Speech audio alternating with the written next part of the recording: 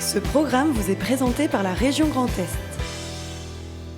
24 heures en Alsace vous est présenté par le Crédit Mutuel. Une banque qui appartient à ses clients, ça change tout.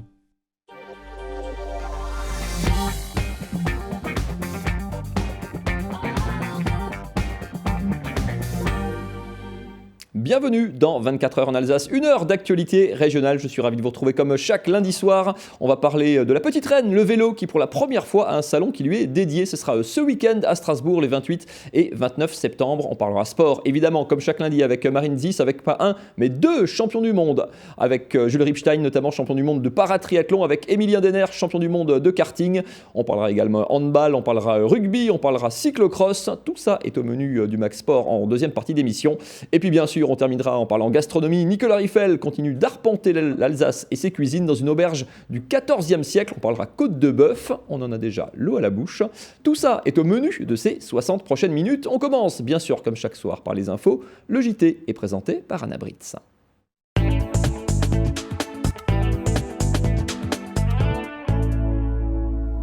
Bonsoir à tous et dans l'actualité alsacienne, ce soir les laboratoires d'analyse sont fermés toute la semaine, tous les après-midi jusqu'à la semaine prochaine. Nous vous expliquerons pourquoi. Profession buraliste, avec la baisse des ventes du tabac, le métier évolue et doit s'adapter. Alors que la CCI accompagne les professionnels dans leur reconversion, nous avons suivi un de ces buralistes nouvelle génération à Sébar. Et puis, en fin de JT, à l'occasion des 80 ans du CNRS, direction l'un des laboratoires strasbourgeois du centre de recherche pour découvrir le travail des chercheurs. Mais pour commencer, attention demain si vous devez prendre le train. 3 TER sur 4 devraient circuler en moyenne en raison d'une grève nationale. De fortes perturbations sont également attendues sur le réseau CTS à Strasbourg. Les bus et trams seront uniquement assurés entre 6h et 20h avec des temps d'attente rallongés sur la plupart des lignes. Toutes les informations sont disponibles sur les sites internet des compagnies. Si vous deviez faire une prise de sang cet après-midi, vous avez peut-être trouvé porte close dans votre laboratoire. En effet, depuis ce lundi et jusqu'au 1er octobre inclus, la plupart des laboratoires de biologie médicale seront fermés tous les après-midi. Un mouvement lancé par les syndicats de la profession.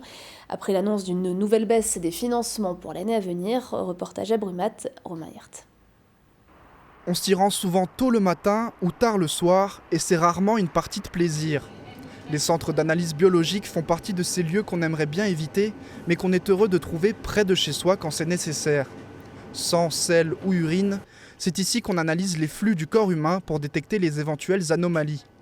Mais pendant au moins une semaine, il faudra se montrer patient pour obtenir des résultats. La faute à une grève des biologistes. Une manière pour eux de dénoncer les nouvelles économies que souhaite leur imposer le gouvernement. Après s'être adaptés pendant 6 ans pour conserver leur modèle de proximité, et ce malgré les baisses de budget, les labos craignent maintenant l'industrialisation totale de leur profession, dont les patients seraient les principales victimes.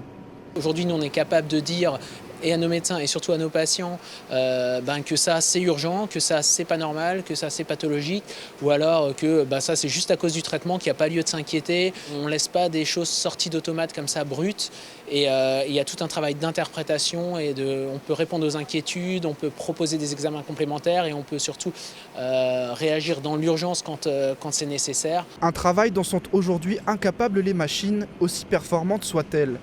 Le statut particulier des labos, entreprises privées financées en grande partie par l'État, implique la nécessité d'un consensus entre les acteurs privés et les acteurs publics, entre rentabilité et baisse de coûts. C'est ce qui a eu lieu jusqu'à présent, notamment par le biais des restructurations. Une solution de moins en moins envisageable, puisqu'elle impliquerait désormais des licenciements, voire des fermetures de laboratoires. Et les restructurations qui risquent de suivre, qu'on sera obligé de faire pour garder des sociétés pérennes, risque d'être plus conséquente en termes d'offres de soins, avec une réduction des amplitudes horaires sur nos sites de proximité, voire même une fermeture si leur rentabilité était plus au rendez-vous. Alors je souhaite que notre manifestation de fermeture ait une influence sur les pouvoirs publics et qu'il ne sacrifie pas notre modèle français actuel, qui me semble être cher à tout le monde. On parle déjà de la saturation des urgences. Si en plus on perdait du service de proximité, du conseil et une part d'humanité, ça serait vraiment dommage pour notre système. Une part d'humanité qui pourrait donc disparaître si les budgets diminuaient encore. Pour l'éviter, les biologistes sont prêts à reconduire cette grève qui doit pour l'instant durer jusqu'au 1er octobre. Avec la baisse de vente du tabac ces dernières années, mais aussi la baisse de vente des journaux, le nombre de buralistes a chuté en Alsace ces dernières années. Ceux qui survivent, eux, ont vu leur chiffre d'affaires baisser en moyenne de 30%. Alors pour garder leurs portes ouvertes, ils diversifient leurs sources de revenus. Et pour les aider dans cette transition vers le métier de commerce de proximité, la CCI Alsace Eurométropole et le syndicat des buralistes ont signé aujourd'hui une convention. Profession buraliste est un reportage de Camille Roland à Sébar. Geht's, ja? Kaffee, ja? Chez Angélique et Pascal, on vient manger une viennoiserie, ouvrir un compte bancaire, chercher un colis ou encore gratter un ticket de loto. Et parfois encore, acheter un paquet de cigarettes. Donc c'est tout récent, donc on découvre aussi un petit peu, voir ce qui plaît aux clients, voir qu'est-ce qu'ils apprécient. Ils ont déjà pris l'habitude le matin, avant d'aller mettre les enfants à l'école ou avant d'aller au boulot, de prendre leur petit café, de discuter entre eux. C'est aussi en fait un point de rencontre. Ist gut so. Han du schon gesagt, du Glas heit? Ja, schon Glas, hopla, ist gut. Buralistes depuis plusieurs générations à Sébar, Pascal et Angélique connaissent bien leur métier, mais ces dernières années n'ont pas été des plus faciles. On pénalisait du fait de la différence de prix qui existe entre l'Allemagne et la France, du fait des taxes françaises qui ne cessent d'augmenter.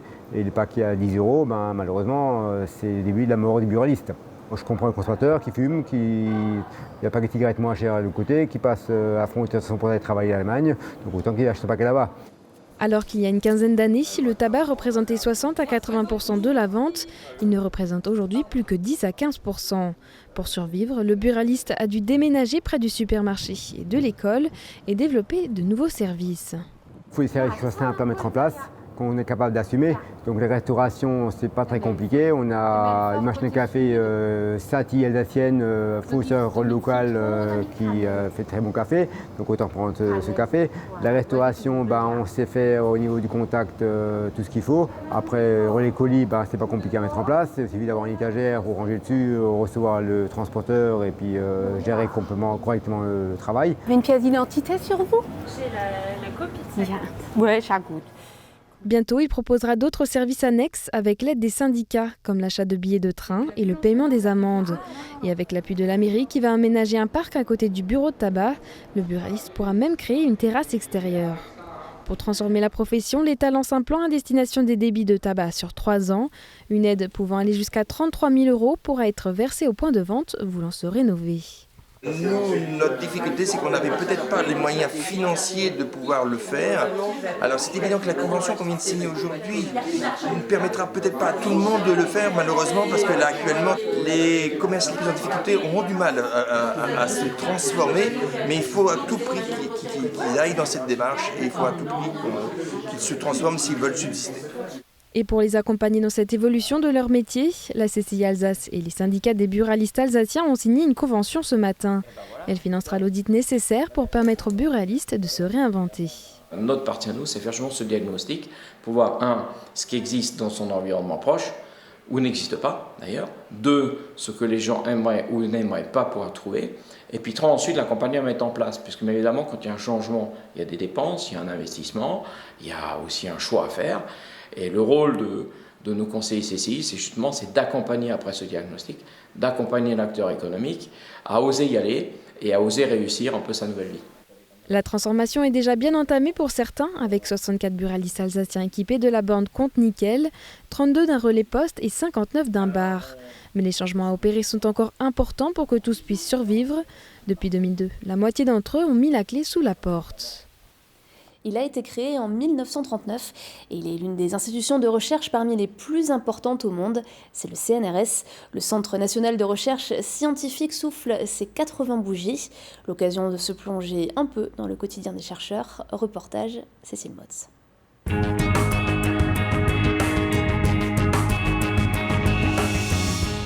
Tu vas préparer les polymères à séquence contrôlée dont on a parlé.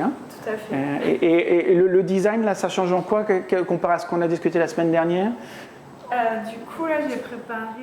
Les polymères, voilà ce qui intéresse particulièrement les chercheurs de l'Institut Charles Sadron de Strasbourg.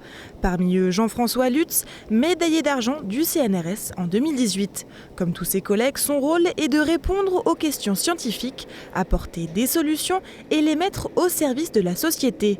Et pour ces professionnels, le Centre national de recherche scientifique est le meilleur endroit pour le faire. Ça reste la plus grande agence de recherche fondamentale en France et une des plus grandes en Europe.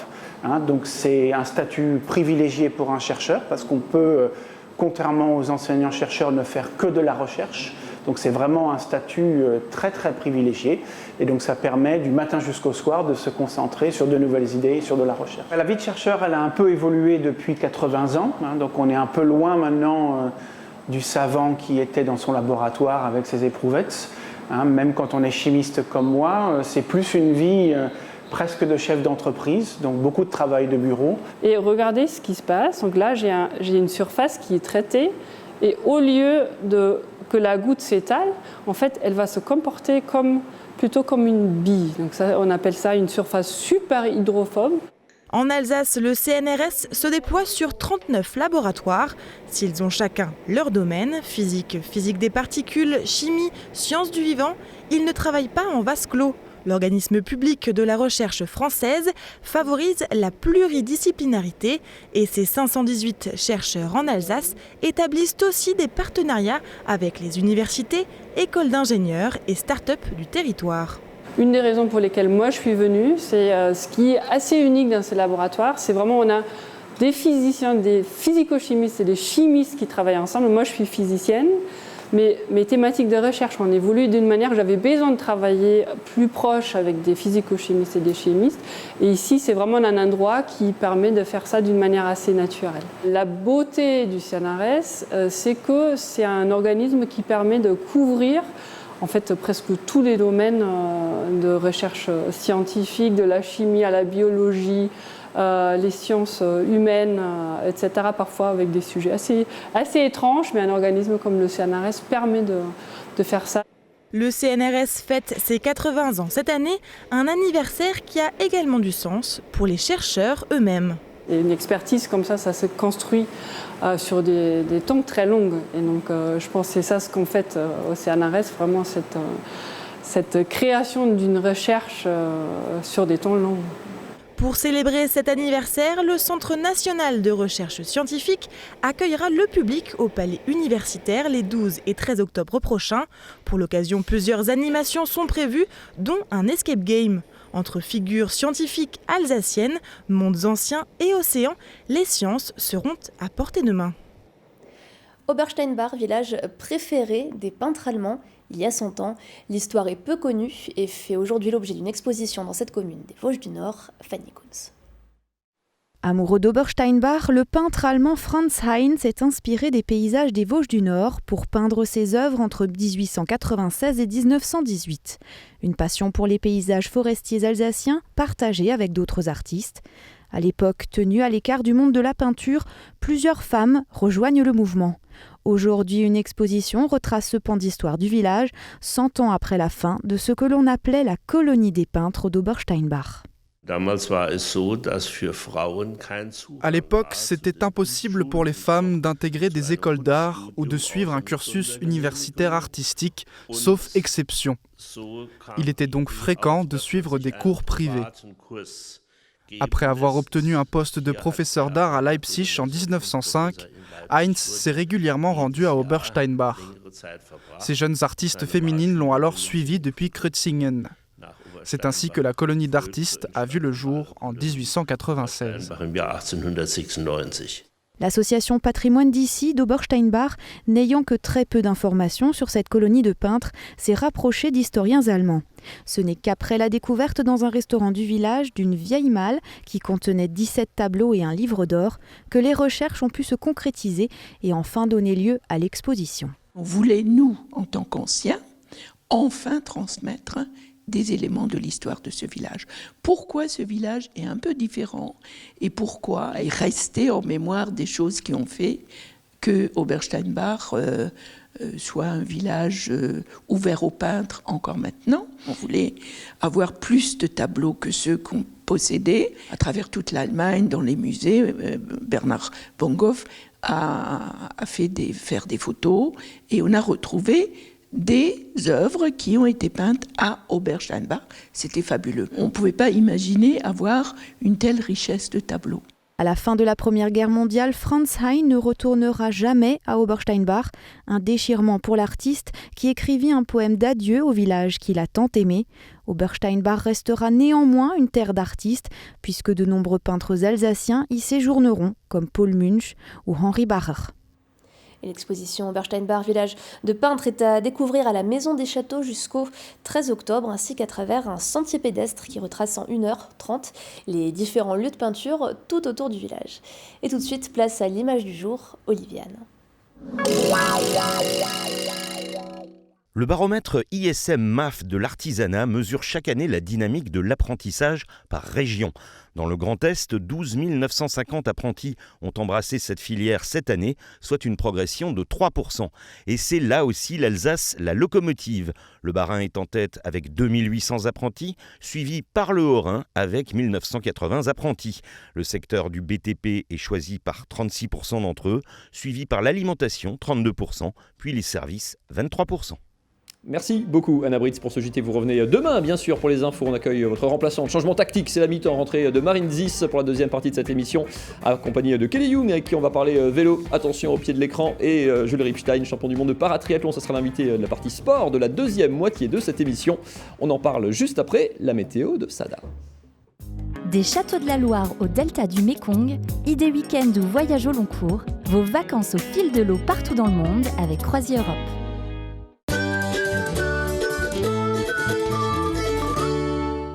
Bonjour à tous et bienvenue sur Alsace 20. Eh bien, ce mardi matin, allez, on profite, il y aura quelques rayons de soleil en Alsace avec des passages nuageux si vous êtes aux frontières rhénanes. Uniquement du soleil. Les valeurs matinales, il fera déjà doux puisqu'il fera 10 degrés du côté de Colmar, 11 degrés sur le reste du territoire alsacien ainsi que dans le nord de la Suisse, 12 degrés ce sera pour Fribourg, 13 à Kehl ainsi qu'à Karlsruhe. L'après-midi, eh bien oui, ça se dégrade puisqu'il y aura des averses près de Saverne ou encore dans le Haut-Rhin en passant par le nord de la Suisse. Partout ailleurs, vous allez avoir beaucoup de nuages et très peu de soleil. Les valeurs dans l'après-midi, eh bien elles sont de saison, 18 degrés dans le nord du Bas-Rhin, 19 degrés sur le reste du territoire alsacien en passant par Pratteln et Fribourg et 20 degrés du centre jusqu'au nord de la région du Bade-Württemberg. Votre journée de mercredi, eh bien de la pluie en Alsace, des nuages chez nos voisins allemands et un tout petit peu de soleil dans le nord de la Suisse et des valeurs qui iront entre 18 et 20 degrés dans votre après-midi. En ce mardi, nous célébrons les Tecles. Le soleil se lèvera à 7h17 pour nous dire au revoir à 19h et 23 minutes. Excellent moment à tous sur Alsace 20 et à demain.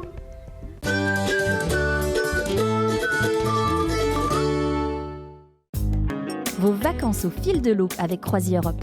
Croisière fluviale et maritime au départ d'Alsace et jusqu'au bout du monde. Les habitants de Strasbourg et de l'Eurométropole sont déjà 3 fois plus nombreux que la moyenne nationale à faire du vélo. Pour cela, ils ont 600 km de pistes cyclables à disposition, plus d'associations et de magasins spécialisés que dans le reste de la France, un service de location dédié également. Et le week-end prochain, le premier salon exclusivement dédié au vélo dans la capitale alsacienne. Bonsoir Kelly Young. Bonsoir. Vous êtes la fondatrice et organisatrice de ce salon, une première, comme dit, en Alsace. Le Strasbourg, c'était quoi la destination naturelle de votre projet ?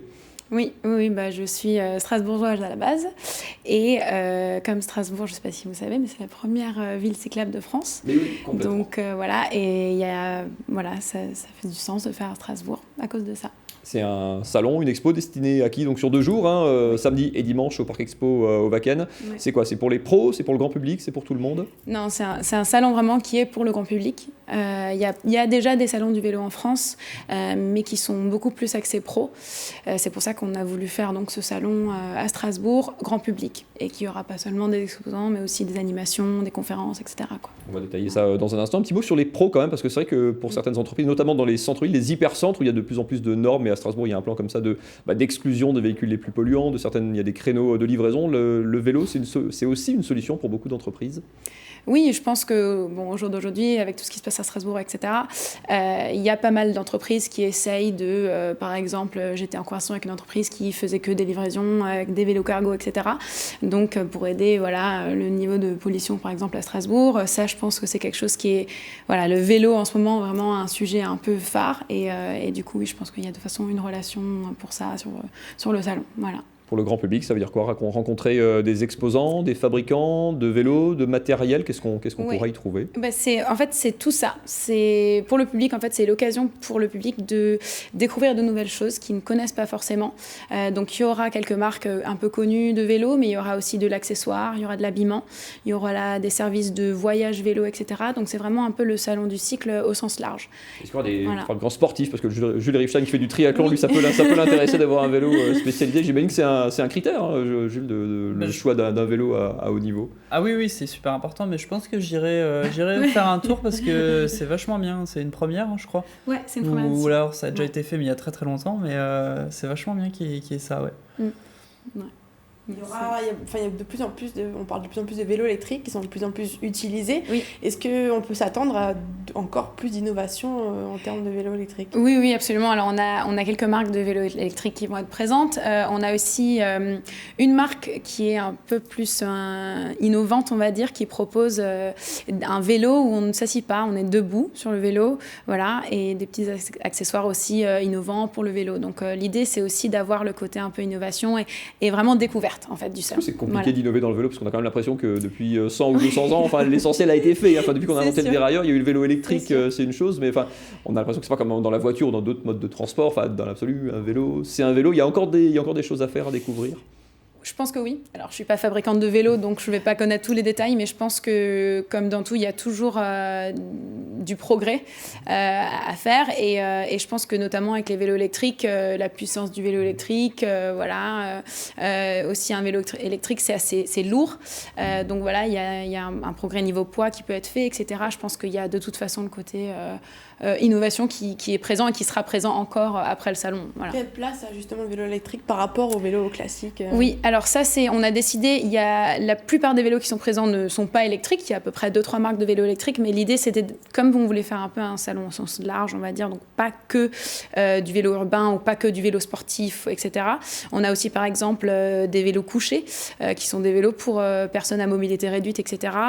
Donc voilà, il y a peut-être 2 ou 3 marques de vélos électriques, mais plein d'autres choses aussi. Voilà. Pour vous, c'est quoi? C'est un secteur économique à part entière ou c'est quoi? Il y a presque un engagement aussi, il y a un côté, comme dit, de mode de déplacement du futur, écologique? Ouais, je pense que de toute façon, le vélo, en ce moment, il y a un gros côté écologique. Avec l'usage du vélo, ça c'est juste un fait. Après, avec le salon, l'idée, il va y avoir certaines conférences, notamment le vélo et l'environnement, avec des intervenants qui sont un peu, qui sont focalisés sur cette thématique-là. Le salon en lui-même n'est pas forcément un salon sur l'écologie, c'est vraiment vélo avec un peu de tout. Donc c'est pour ça qu'on s'est dit qu'on prendrait quand même des vélos électriques, parce que il y a eu un peu une polémique sur le vélo électrique, est-ce que c'est vraiment écologique ou non, les trottinettes électriques, etc. Mais du coup, nous, l'idée, c'est d'avoir un peu un focus sur tous les côtés du vélo. Donc forcément, l'écologie rentre de la gamme, et puis le public se fait son idée et choisit. Merci beaucoup, Kelly Hughes, d'être venu nous présenter ça. On rappelle que ça se passe ce week-end, samedi et dimanche, du côté du Parc Expo du Wacken, 28 et 29 septembre, mondial du vélo, l'expo du vélo. On ira faire un saut. Jules ira. Marine, vous viendrez à vélo de Mulhouse, et c'est très courageux, bravo. Merci beaucoup, Kelly Hughes. On va parler sport et vélo, entre autres, parce que triathlon et cyclocross, d'ailleurs, avec Marine qui était à Wittenheim. Dans un instant, c'est juste après cette page de pub. À tout de suite.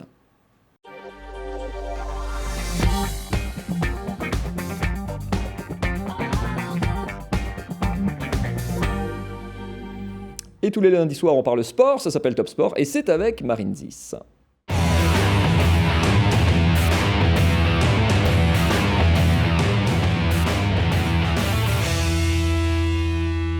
Bonsoir à tous. Au sommaire de ce Top Sport, du handball avec une fin de match irrespirable avec les SAB.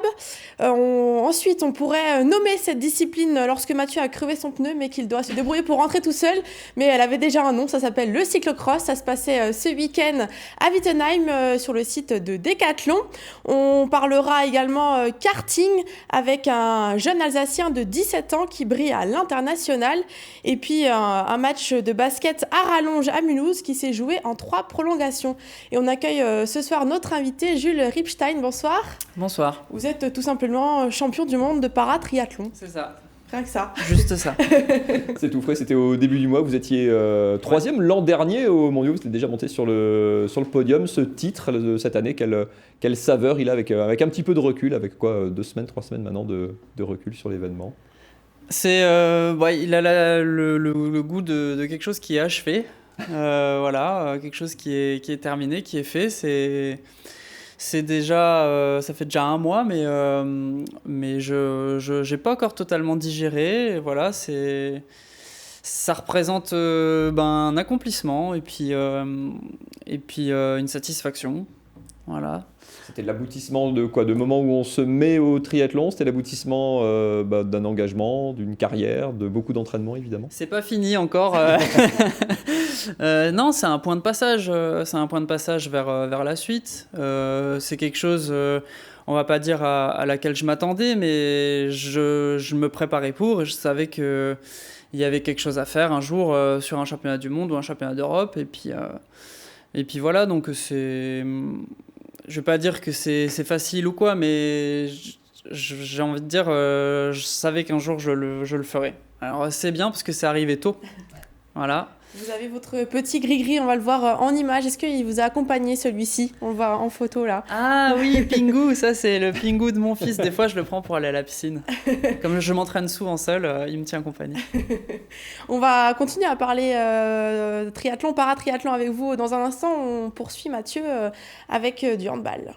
Ouais, non, on va parler karting d'abord. Je vous emmène. C'est vous d'ailleurs qui allez nous emmener sur les circuits avec un très jeune Alsacien, champion du monde de sa discipline, il s'appelle Emilien Denner. Oui, c'est ça. Il a participé ce week-end à la Super Coupe internationale de karting. Donc, ça se passait en Italie. Alors, on voit en image, là, il est sur la droite de l'image avec le karting orange, avec le numéro 102. Il est parti en pole position puisqu'il avait remporté les 6 courses de manche. Il était en tête au début de la course, puis regardez, il s'est fait dépasser, puis a redépassé son adversaire, mais ensuite pas d'effrayeur pour lui. Il a maîtrisé l'ensemble de la course, soit les 25 tours de circuit au total. Il a pu laisser éclater sa joie pour ce jeune Alsacien de 17 ans qui a commencé sa carrière à l'international et seulement il y a 2 ans. Il est donc tout simplement également champion du monde comme vous, Jules Ripstein.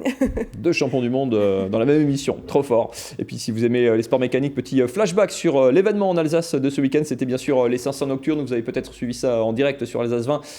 Samedi soir, sur le circuit de l'Anneau du Rhin, 500 nocturnes, parce que 500 km à parcourir sur le circuit, uniquement de nuit, 138 tours à boucler. Le vainqueur, c'est comme lors des 2 premières éditions, Yann Erlaché, avec Cred sur la Renault RS01, lui qui roule en WTCR avec Yvan Muller, son oncle d'ailleurs.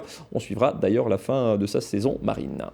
Et puis on continue cette fois-ci vraiment avec du handball. Cette fois c'est l'heure du handball, effectivement. Je vous emmène au gymnase des Malteries. Ça se passait ce week-end. Premier match à domicile aux Malteries, donc pour les hommes de Denis Latou, le nouvel entraîneur de l'ESAB. Regardez, ça se passait vendredi soir. L'ESAB en bleu, évidemment, avec le bras gauche de l'Italien Michele Scatar qui va sortir un gros match. En face, en blanc, c'est Billère, un concurrent probablement direct dans la lutte pour le maintien.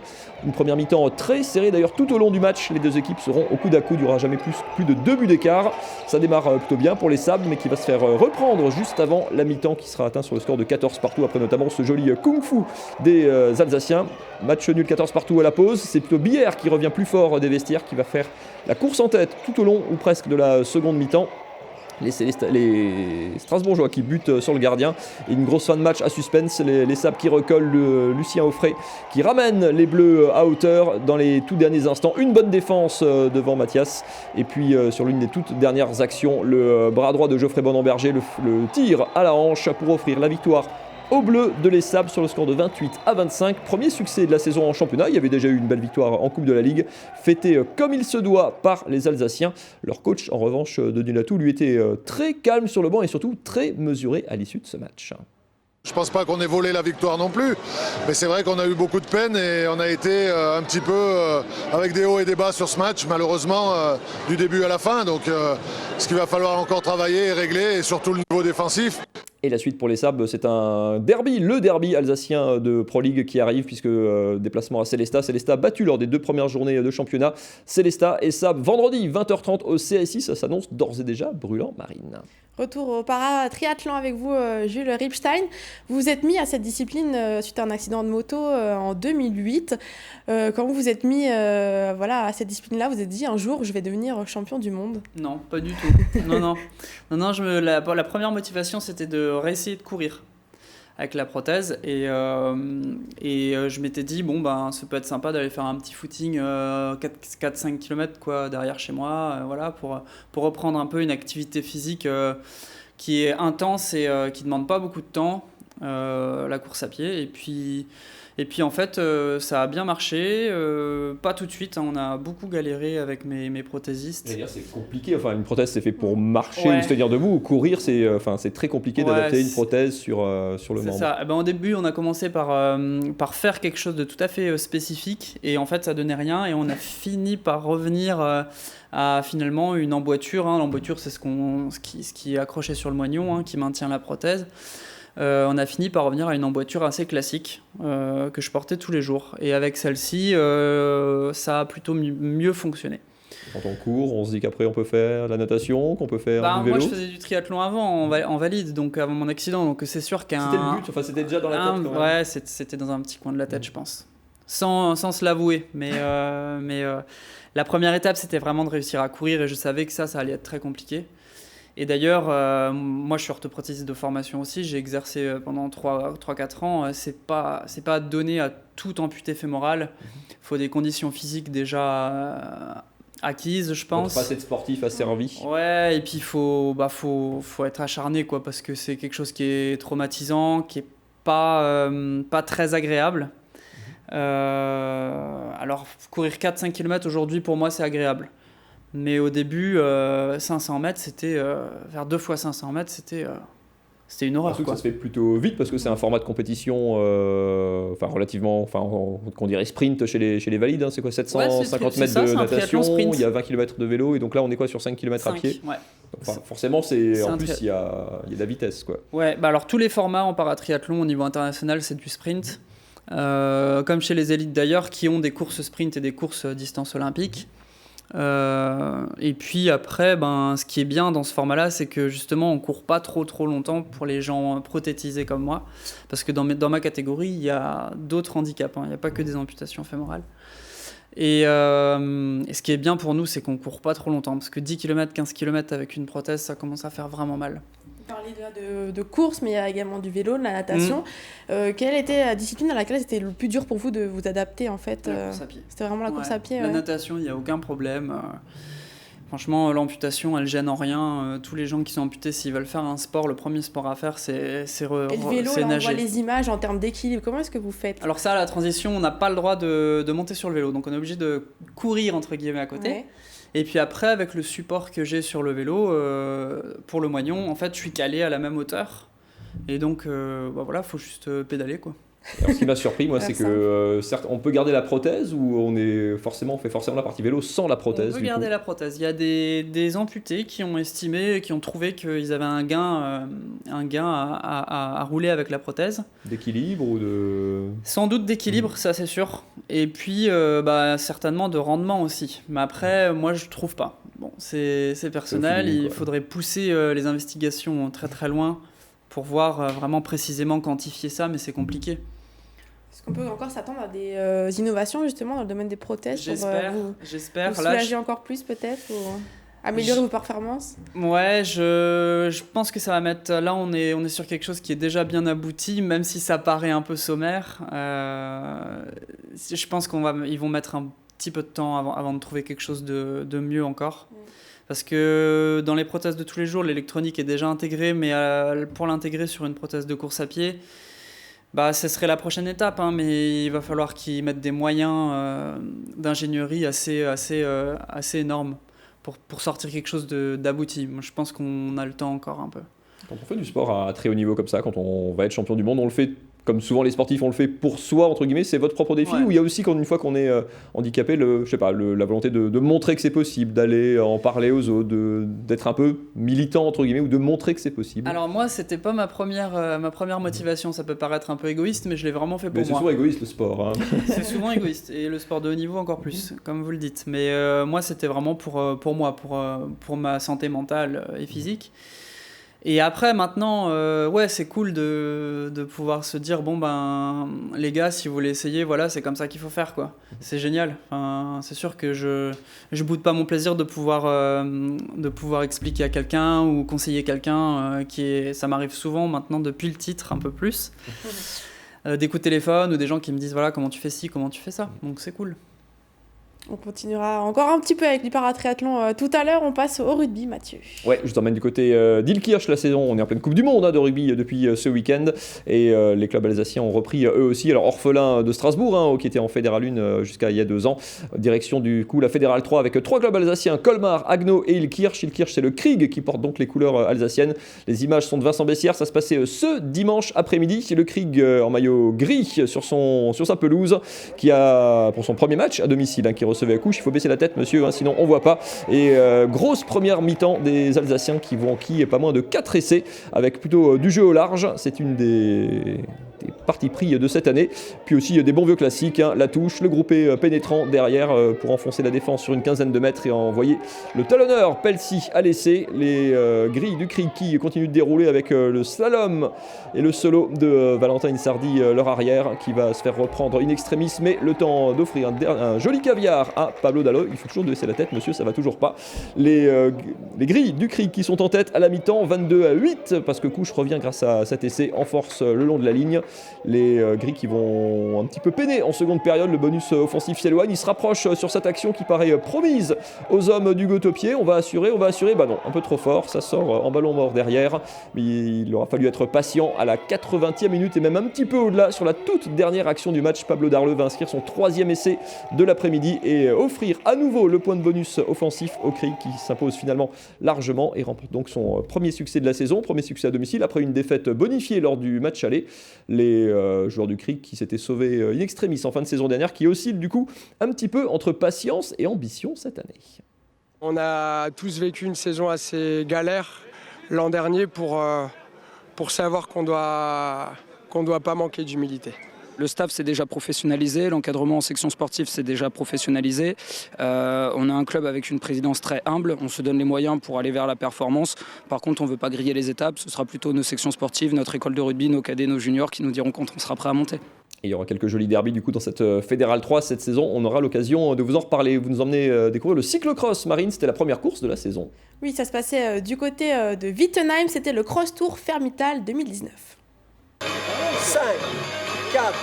Voilà, Somzik Didier au départ de la SSOL Uptime. C'est la première compétition de la saison en cyclocross, une discipline qui se pratique en automne et en hiver, d'habitude plutôt sous la pluie et dans le froid, mais ce week-end pas du tout. C'était grand soleil à Wittenheim. Alors pour les novices, le cyclocross c'est une course à vélo avec des montées et surtout des obstacles. Alors c'est souvent un complément pour ceux qui font du VTT ou du vélo de route durant la saison d'été. Et alors pour être un bon cyclo-crosseur ou plutôt coureur de cyclocross, qu'est-ce qu'il faut faire ? Comment est-ce qu'il faut être écouté ? Aujourd'hui, un bon coureur de cyclocross doit être agile, doit avoir de l'explosivité et surtout aujourd'hui doit avoir un cœur qui puisse redescendre très très rapidement. Donc c'est un travail sur du très très long terme.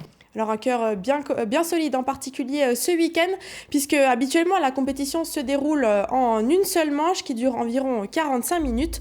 À Wittenheim, 3 étapes étaient au programme sur les 2 jours, avec 2 épreuves de 45 minutes et un contre-la-montre qui se faisait en 6 minutes environ. Là-bas, je fais du VTT, donc c'est vrai que moi, c'est plutôt des courses de 1h30. Donc passer sur un format de course qui est plus court, c'est vrai que ça me change beaucoup. Mais j'apprécie parce que c'est pas du tout le même effort, c'est beaucoup plus intense. Alors sur le circuit, je vous le disais tout à l'heure, différents obstacles. Regardez ces images des franchissements de palissades où l'on doit, on doit porter son vélo. Également, là on voyait un obstacle qui s'appelle l'escargot, où là on voit les coureurs zigzaguer entre ces palissades. Et puis il y a surtout un obstacle, le sable. Foulée dans le sable. Allez, de belles foulées. Go. Allez, on y va. Alors malgré les bons conseils de ces supporters et supportrices, le sable a quand même été l'un des obstacles les plus compliqués pour les coureurs. Alors ici c'est un circuit qui est à la base très technique et très roulant, et depuis cette année ils ont fait évoluer le circuit. Maintenant on retrouve la partie dans le sable qui fait vraiment mal. On a vraiment 3 enchaînements de buts à passer. Avec les répétitions c'est vraiment très dur, quoi. Donc ça coupe les jambes. Alors compliqué ce passage dans le sable, mais pas handicapant pour Lucas Brandani que vous venez d'écouter à l'instant, puisque c'est lui qui a remporté la compétition ce week-end. Oui, très attentif, Jules Ripstein, le vélo, dès qu'il y a un vélo, ou dès qu'il y a du sport en général, ça vous. Un vélo, ça vous j'aime bien. Dès qu'il y a un vélo, j'aime bien. Non, mais c'est super intéressant. Et puis le cyclocross, j'aimerais bien en faire aussi un petit peu. J'ai pas trop le temps, mais j'aimerais bien me prendre le temps d'en faire. Ça a l'air vraiment fun. Le temps est toujours un problème. Allez, on va parler basket, je vous emmène du côté de Mulhouse. C'est reparti aussi en championnat de France de basket pour la SIG. Vous l'avez vu ce week-end entre autres, défaite à Bourg.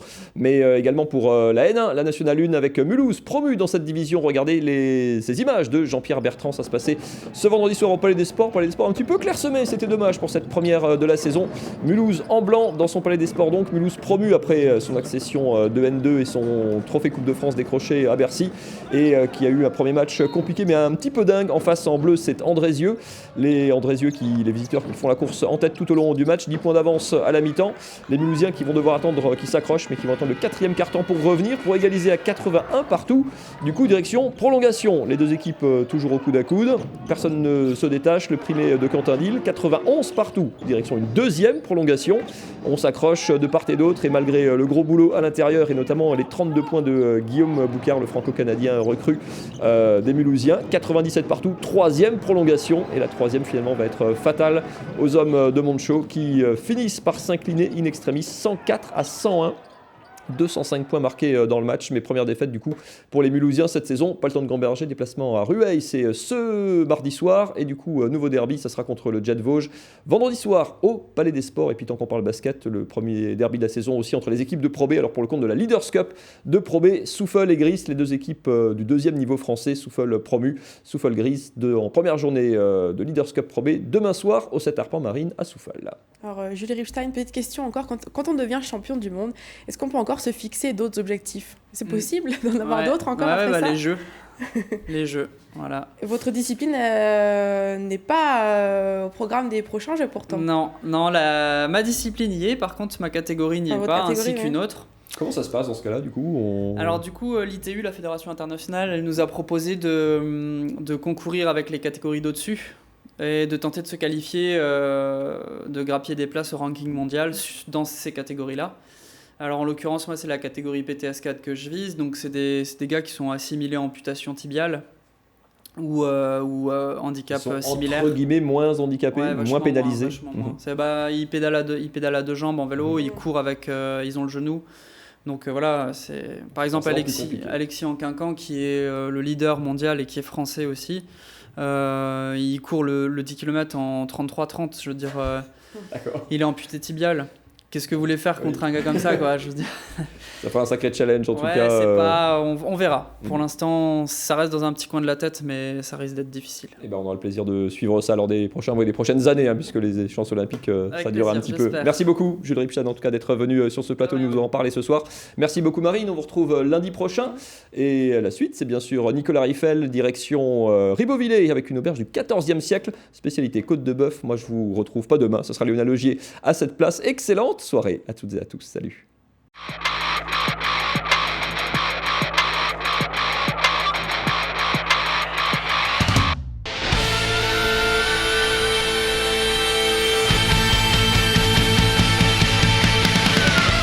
C'est tout frais, c'est tout neuf. Ça a 2 ans.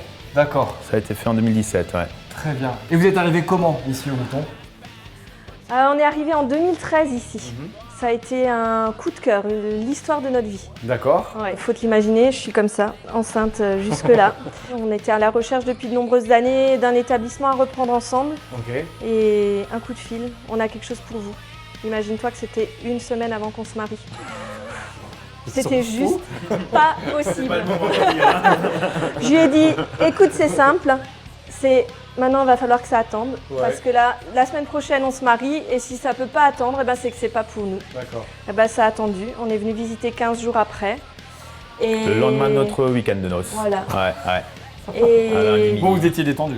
Ah ouais, on pouvait pas faire plus détendu, on était cool. Ouais. On s'est retrouvés dans l'établissement, on s'est regardés tous les deux, on dit bon allez, c'est où qu'on signe. Et c'est la deuxième plus vieille auberge de France. Le bâtiment date de 1387. D'accord. Voilà. 1387. ouais. Grosse histoire. Voilà, ouais. Donc, vous arrivez en 2013. Ouais. Là, c'est dur. Ah oui, très dur. Forcément, vous attaquez, vous êtes tous les deux. La petite, elle a 15 jours quand on arrive, et donc il faut... 7 sur 7, 24 heures sur 24. Ouais. Waouh. Elle faisait les chambres avec la petite dans le cosy. Ah oui.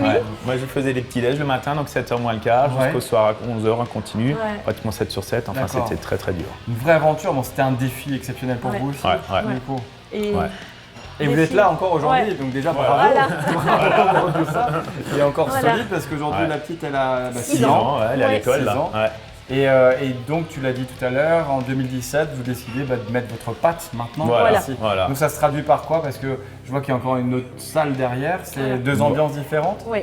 Il y avait déjà 2 ambiances différentes dans la maison un petit peu. On a vraiment voulu mettre notre patte à nous, vraiment. Et on voulait ce côté de la cave à vin. Notre produit phare, c'était les viandes maturées. On a voulu les mettre en avant également. Mais tout ça dans une seule salle, ça aurait fait beaucoup trop chargé. Et on a fait appel à un décorateur qui a réussi à vraiment retranscrire nos envies quasiment du premier coup. Bon, on va découvrir cette côte de bœuf. Avec plaisir. Allez, on va. Là, on a un train de côte, donc c'est un fin gras du Mézingue. Donc c'est un bœuf qui est élevé sur les plateaux du Mézingue. Comme je disais, regarde le côté persillé. C'est beau. Et maturé à peu près 60 jours. D'accord. Donc là, il y a tout. Maturation, au bout de 21 jours, la viande est détendue. Et après, elle va commencer à s'assécher, on va dire. Et à partir de 60 jours, il n'y a plus de sang, il n'y a plus de flotte, rien du tout. Donc il y a juste encore la viande, il y a toute la concentration de la viande qui va donner ce côté juste, ce côté un petit peu noisette, beurré, des fois même foie gras qui va ressortir de la viande. Bon allez, on se fait une belle côte de bœuf. Alors maintenant pour la cuisson, ça se passe comment? Tu fais plancha, four ou tu fais tout plancha, poêle ou... Plancha. D'accord. Plancha, c'est mon chef qui s'en occupe. Très bien. Voilà. On sel, on poivre un petit peu de chaque côté. On graisse un petit peu. Donc là maintenant on va les laisser sur la plancha, on va laisser à peu près 10 minutes de chaque côté. Et ensuite on va la passer pour qu'elle soit bien saignante. Et ensuite on va la passer au four 2-3 minutes pour le côté croustillant de la viande et pour que tous les sucres soient concentrés dans la viande. Petits légumes, voilà, on a des petites carottes, on a des petits poireaux, potimarrons. On travaille qu'avec du local, on essaie de faire le maximum local. Frites maison également et une petite sauce béarnaise. Merci, à bientôt. Salut. Au revoir.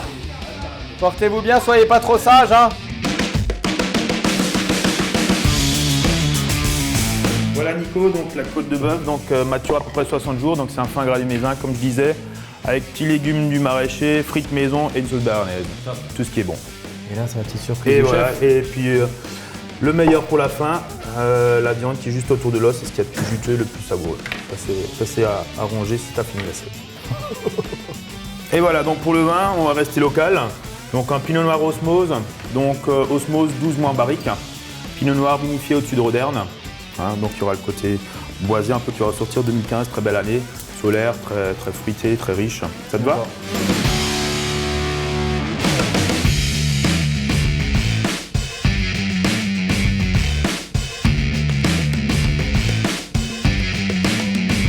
Et surtout, ne soyez pas sages.